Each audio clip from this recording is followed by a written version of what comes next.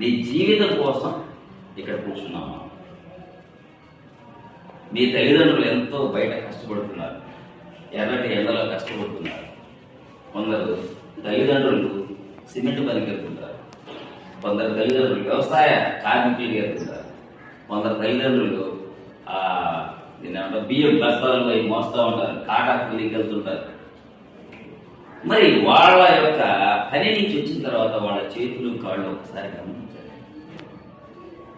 వరి నారు పీకే సమయంలో మీ తల్లి కానీ తండ్రి కానీ ఆ పనికి వెళ్తే వచ్చిన తర్వాత కాళ్ళు చేతులు చూడండి ఎలా ఉంటాయి. చేతులు నెలలు నాని పాసి కాళ్ళు మంటలు ఉంటే ఆ వ్యాసం రాసుకుంటారు, వ్యాసం తెప్పించుకుంటారు విచారా. అయినా సరే పొయ్యి దగ్గర కూర్చొని మీకోసం ఉంటారు. వాళ్ళు అంత కష్టపడేది ఎవరి కోసం? మీకోసమే కదా.